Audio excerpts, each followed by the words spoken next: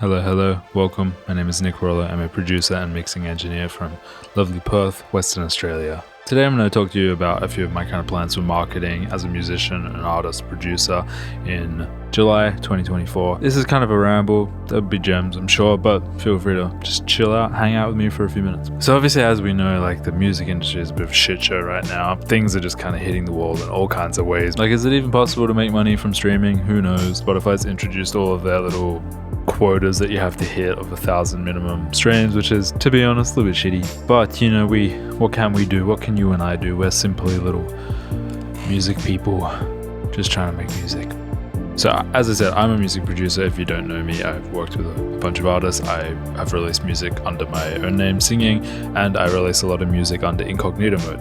Right now, incognito mode is doing about 350,000 streams a month, 71,000 monthly listeners. A large part of that is through algorithmic stuff on Spotify. I also recently made a few albums that are donation albums, so they're all getting donated to humanitarian aid in places like Gaza. It'll be other places in the future, because obviously there'll be crises in the future. But I have found that has been a really effective way at kind of like boosting the whole catalog. Didn't do it out of like capitalist thoughts. I was actually trying to help, but it did get me thinking a little bit like how can we market our music? Because obviously everyone's trying to market music, right? Everyone's trying to get people to listen to their music, and there's a lot of artists, and TikTok is getting harder and harder to sort of stand out. So it is like, how do you do it, right? My thought, and this is from a bunch of viral videos that I've posted on TikTok where I've said like, hey, here's this song and album, it's 100% donated to humanitarian aid, and like all streams will go towards humanitarian aid, and that's spread quite well, you know, like people really get behind a cause. And I'm not saying you should do that. I mean, if you want to donate, go for it. What it's shown me, I'll say, is there's a few different factors to good content. How it looks, like the visual side of things, is important. Then there's what you're talking about. Then there's how you're talking about it. And then let's say there's editing. My hands doing this, but you know, there's a bunch of different factors, right? So you can have like I think ideally we'd have a video that hits all of these little boxes. It's really visually appealing. How you're saying it's really good. What you're talking about is really good. And the editing is like engaging. So like the 10 out of 10 has everything, but you can definitely have one or the other. These videos in incognito modes, TikTok, visually they suck. They're just my phone sit on my desk filming me, and I'm not doing anything. I'm just sitting there with text above me. But the content is really good because it's about an important cause. It's about like helping civilians, which is great. You know, it's an asset for the public, so people can use this forever for free. And by using it, they'll generate money to help other people. The content is like 10 out of 10.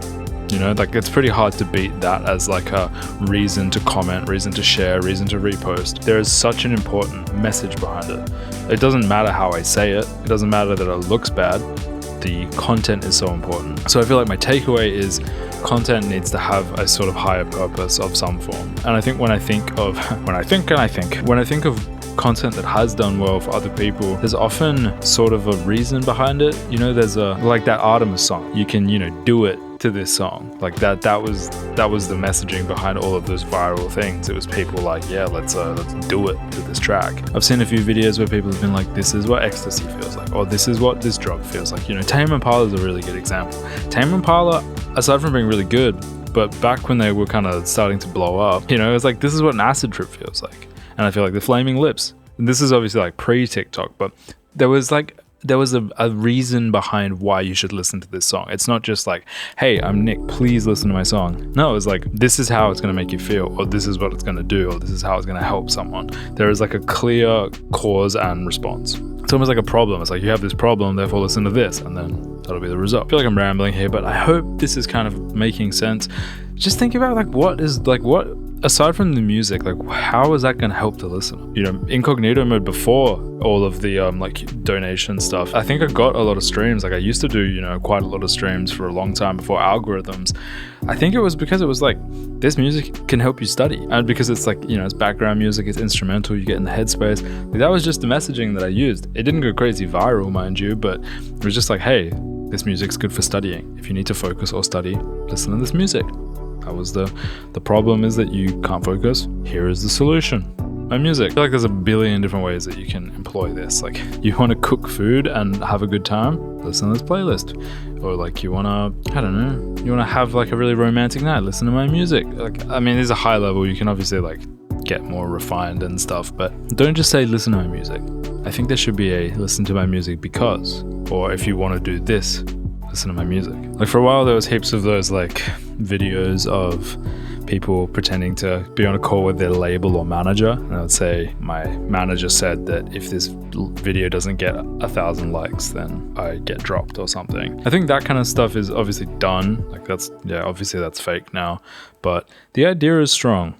It's, oh, you know, I remember what I was going to say. I think why my donation stuff has worked well is because there's a really clear outcome, like a CTA, a call to action. There's a really clear kind of CTA to it. It's stream this music and interact with this video so that it goes to more people. Stream the music so it generates money for other people, and engage with the video so that more people can see it and stream it. And I think having a really clear reason, a really clear thing for the viewer to do. And there were those videos where it was like, my manager's gonna drop me if this video doesn't get 1,000 likes or 1,000,000 likes or 1,000,000 views. Or if this video gets 1,000,000 views, I'll buy my girlfriend a Prada bag. Or whatever the context is. There's such a clear thing for the person watching to do. They have to like the video and watch the video. Then it's like, if this song does 1,000,000 streams, my label said they'd give me a holiday. I'm spitballing. I'm just like throwing stuff at the wall. But you get what I mean? It's not just please listen to my song. It's here's the reason why you need to listen to my song. And I think that adds just such like a level of depth to your content, your video, like why you're marketing. It's just there's a reason to actually listen aside from please listen to my music. So like, be smart. So the other part of this video is, what am I going to be doing for the next few months? So it's July, it's halfway through the year. I have a vacation planned in September, and up until that point, I need to figure out what to do with my instrumental music. So I've got a lot of songs out now. I've got like 130 songs out. No, it's probably like 150 now. I don't know, it's a lot. And as a catalog, that's doing really well. The next step for me, I think anyway, is I have a bunch of songs out, and some of them are fine, some of them are good, some of them are average.